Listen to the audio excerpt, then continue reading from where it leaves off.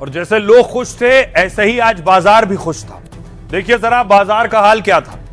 Sensex 2946 अंक चढ़कर 77,563 पर बंद हुआ। निफ्टी भी 874 अंकों की बढ़त के साथ 23,997 पर बंद हुआ। भारत के दोनों बाजारों में करीब 4% की बढ़त दर्ज की गई। सीजफायर से निवेशकों को 14 लाख करोड़ का फायदा हुआ। रुपया भी डॉलर के मुकाबले 47 पैसे मजबूत हो गया। युद्ध विराम के बाद एशियाई शेयर बाजारों में भी तेजी रही। सोने चांदी की कीमत में भी बढ़ोतरी दर्ज की गई। 10 ग्राम 24 कैरेट सोना 4,000 रुपए महंगा हो गया। इसकी कीमत 1,52,000 रुपए प्रति 10 ग्राम रही। वहीं 1 किलो चांदी में 13,000 रुपए की बढ़त हुई। चांदी का दाम 2,44,000 रुपए पर पहुंच गया। सोना 2026 में अब तक 19,000 रुपए महंगा हुआ है। वहीं इस साल चांदी 14,000 रुपए महंगी हुई है। दूसरी तरफ क्रूड ऑयल सीजफायर के बाद कच्चे तेल की कीमत 15% नीचे आ गई। ब्रेंट क्रूड गिरकर $94 प्रति बैरल पर आ गया। जंग शुरू होने से पहले $70 प्रति बैरल के आसपास था, फिर यह बढ़कर $120 प्रति बैरल पर पहुंच गया था। आइए अब आपको सुनवाता हूं, सुनिए जरा मार्केट एक्सपर्ट क्या कह रहे हैं और डिफेंस एक्सपर्ट क्या कह रहे हैं। मार्केट्स को ऐसे लगता है कि जो 15 दिन के बाद भी जो होगा, जो टॉक्स होगी ड्यूरिंग दिस 15 डेज, वो अल्टीमेटली कोई ना कोई फाइनल ट्रूस और एक एग्रीमेंट पे ख़त्म होगी। और उसको चलते हुए हमने देखा कि ये जो इंडिकेशंस आया है कि भाई 15 दिन का सीज फायर, तो हमने फर्स्ट थिंग देखा कि क्रूड ऑयल प्राइसेस जो है वो $95 पे आ गए, 115 वाला। तो ये बड़ी ही major positive news for India है। क्यों कि हमारी 70-75% नीड, एनर्जी नीड्स जो है वो बाहर से होती है।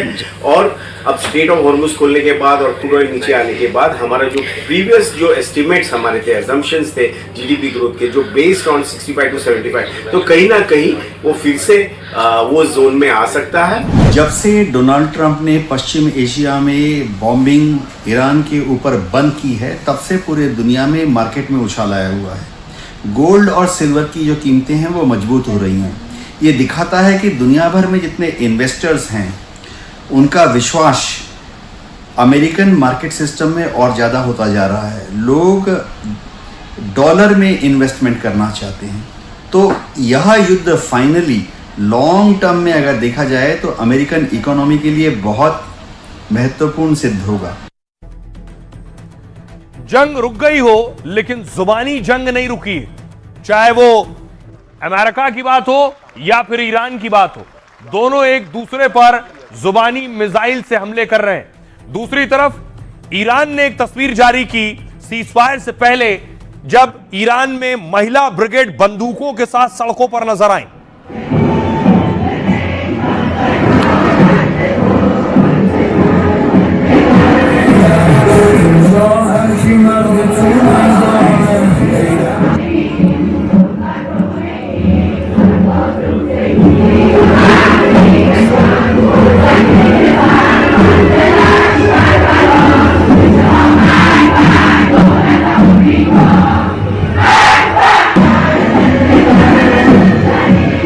अब देखिए जरा अमेरिकी शोले।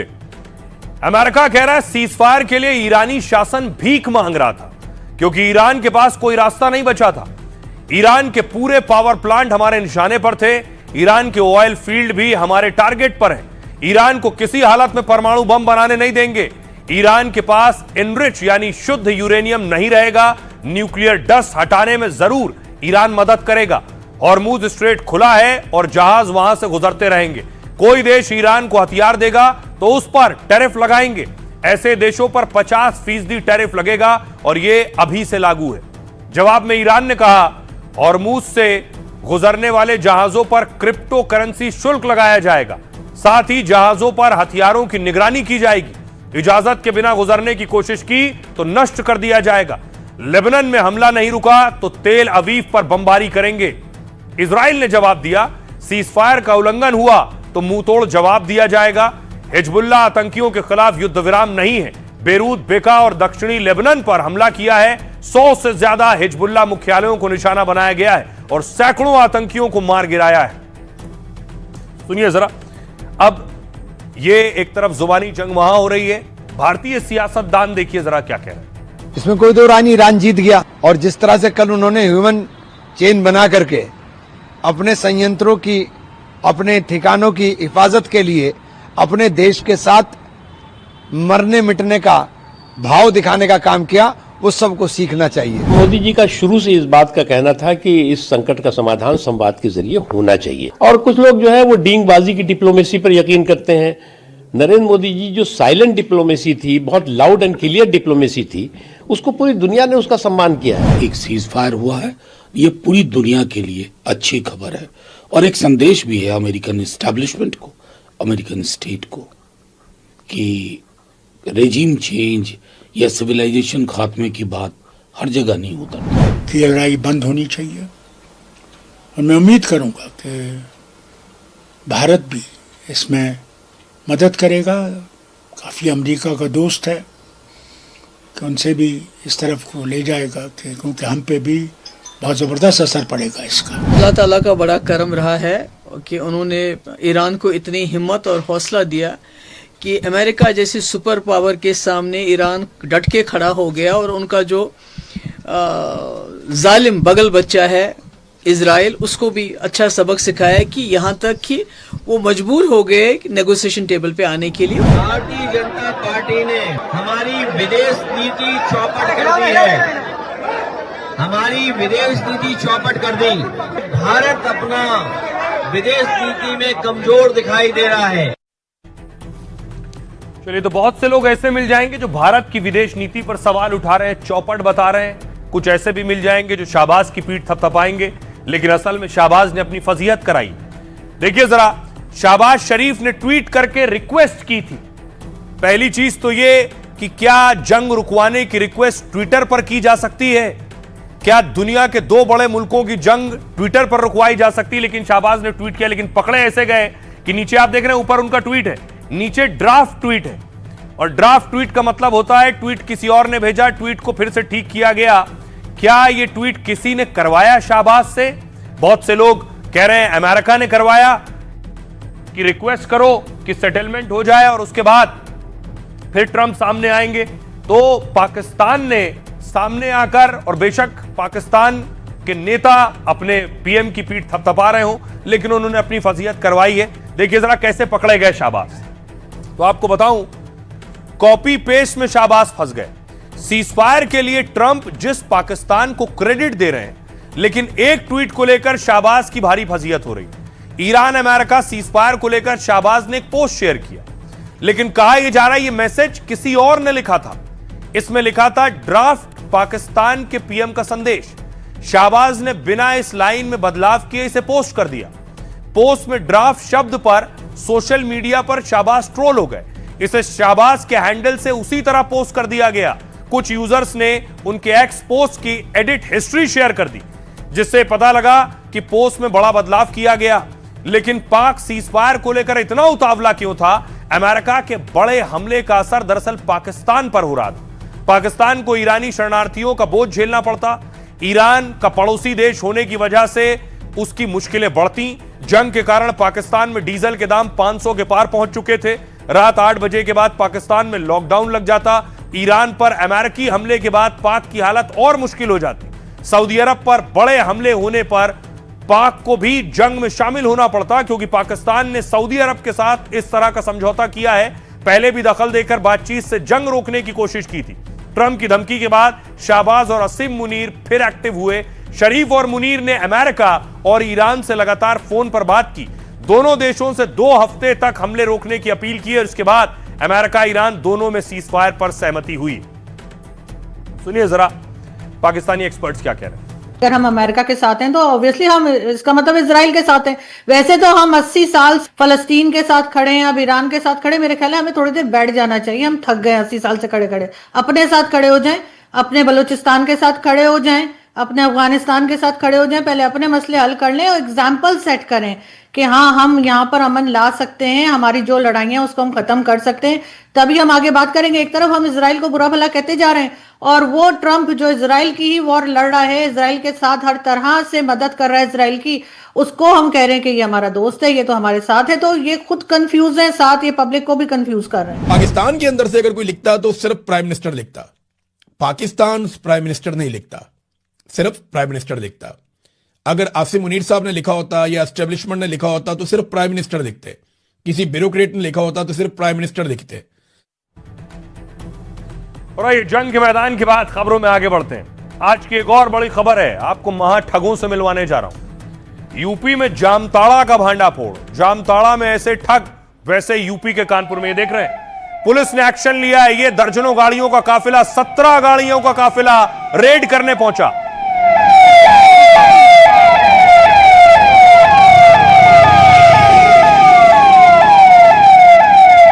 और फिल्मी स्टाइल में ये रेड हो रही है।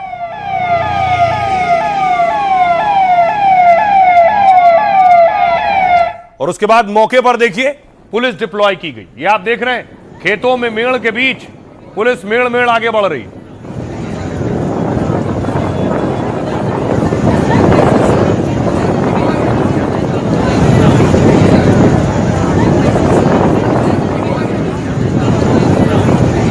पुलिस ने बड़ा घेरा डाला, 70 से ज्यादा पुलिस कर्मियों को तैनात किया गया। और उसके बाद देखिए जरा, जहां ये ठग छिपे हुए थे, ये इनके हाइड आउट से जहां छिपे थे, इस तरह से झोपड़ी बनाकर अलग अलग जगह छिपे थे।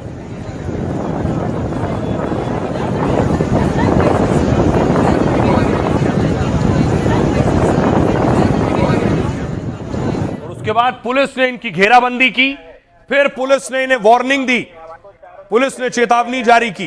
आप अपने आप को कानून के हवाले कर दीजिए।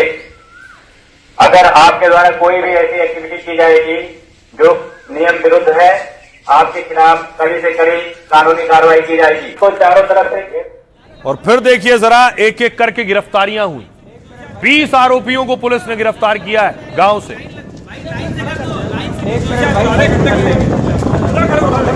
चलो वहीं।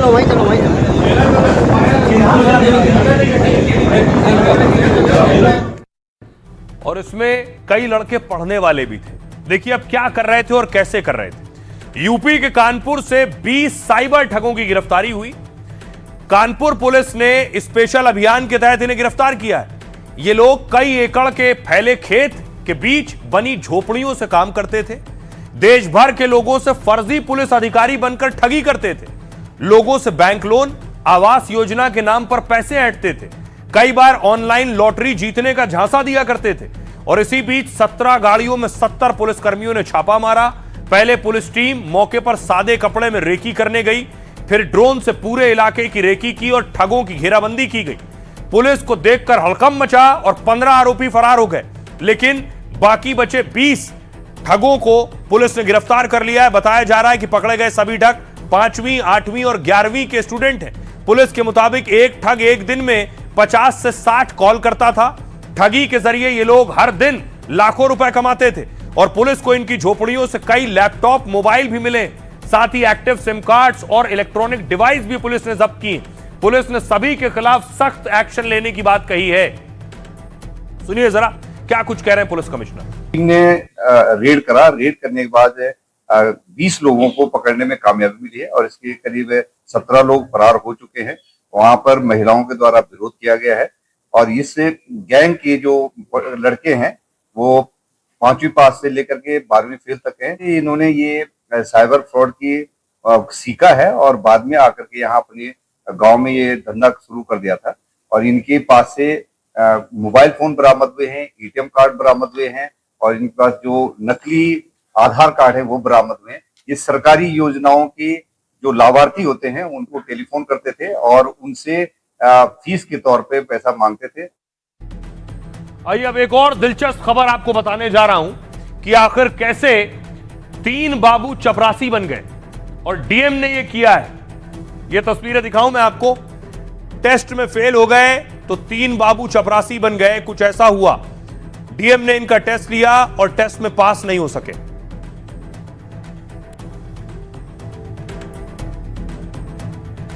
आइए अब आपको पूरी खबर बताऊं। कानपुर डीएम ने 3 क्लर्कों को पद घटाकर इन्हें चपरासी बना दिया। हिंदी टाइपिंग ना कर पाने की वजह से तीनों पर एक्शन हुआ। दावा है तीनों 1 मिनट में 25 शब्द टाइप नहीं कर पाए। 2 साल पहले तीनों क्लर्क की ज्वाइनिंग कलेक्ट्रेट में हुई थी।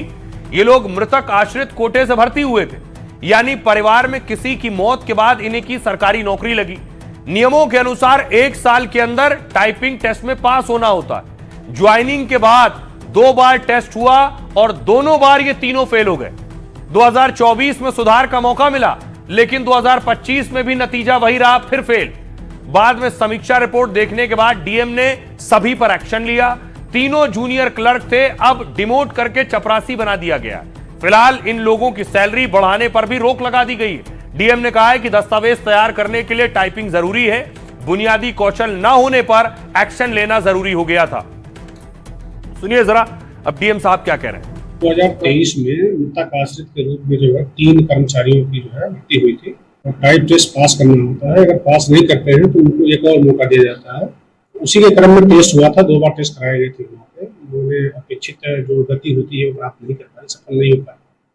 उसके क्रम में जो है जिलाधिकारी महोदय के द्वारा जो है आदेश करके उनको चलो श्रेणी पद पे जो है नियुक्ति प्रदान की गई है। राइट, इस खबर के बाद अब कुछ सियासी खबर। पश्चिम बंगाल में चुनाव है, चुनाव से पहले वहां तपिश बढ़ गई है। बंगाल में चुनाव और गेट आउट पर तनाव। सबसे पहले तस्वीर देखिए, ममता बनर्जी ने आज नॉमिनेशन करना था, उससे पहले उन्होंने पदयात्रा की।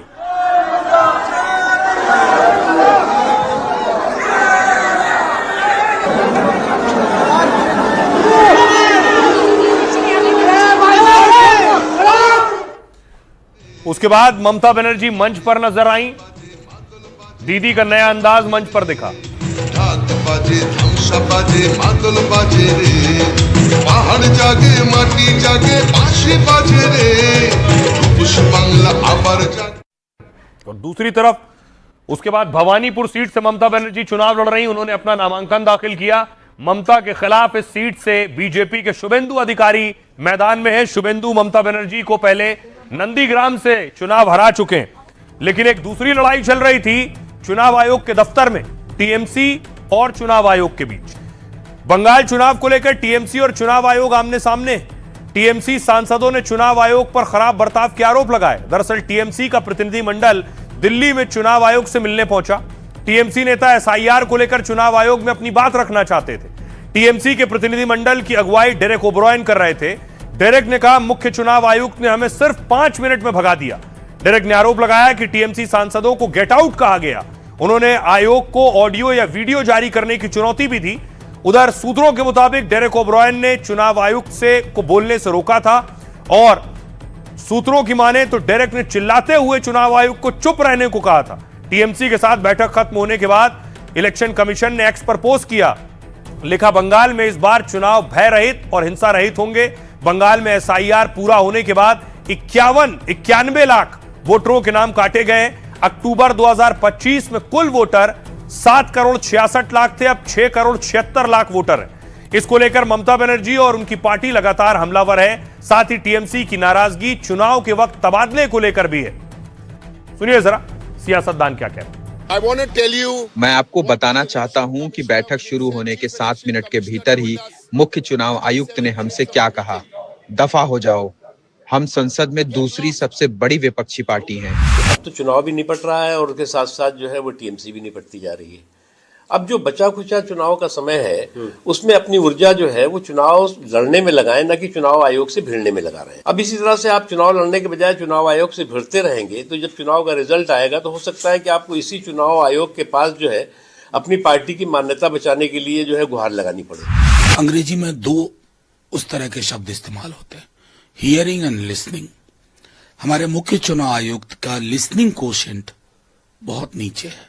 आप ये सोच के देखिए कि मैं इससे पूर्व कम से कम 3, 4, 5 मुख्य चुनाव आयुक्तों से मिल चुका था।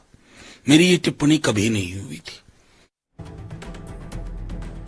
तो अभी चुनाव है, चुनाव से पहले और चुनाव तक चुनाव आयोग निशाने पर रहेगा। आइए अब बारी है लाइफ का फंडा की। जिंदगी और परिवार में सुख, शांति और खुशी के लिए सबसे ज्यादा जरूरी है प्रेम। कितने भी धन दौलत हो, लेकिन परिवार में अगर सामंजस्य और प्रेम नहीं है तो रिश्ते भी बिखर जाएंगे और रुपए पैसे काम नहीं आएंगे। एक परिवार और 3 संतों की कहानी में लाइफ का यह बड़ा फंडा छिपा है। एक बार एक गांव में 3 संत पहुंचे। संतों के नाम थे धन, सफलता और प्रेम।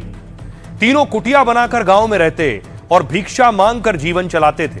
संतों ने एक बार एक महिला से भोजन मांगा। महिला ने कहा पति खेत पर है और बेटी स्कूल गई है। संतों ने कहा जब आपके पति बेटी लौटेंगे तभी हम भोजन के लिए आएंगे। शाम को पति और उनकी बच्ची घर लौटी। महिला ने पति और बच्ची को संतों की बातें बताई। पति ने कहा संतों को आदर के साथ भोजन के लिए बुलाओ। महिला संतों के पास पहुंची तो उन्होंने कहा हम एक साथ किसी घर नहीं जाते हैं, तीनों में से किसी एक को चुनना होगा। महिला घर लौटी और पति से पूछा किसे बुलाएं? पति ने कहा धन को बुलाओ ताकि हम अमीर बन जाएं। महिला चाहती थी कि सफलता को बुलाया जाए ताकि उनकी बच्ची कहती है हमें प्रेम को बुलाना चाहिए क्योंकि प्रेम से बढ़कर कुछ नहीं।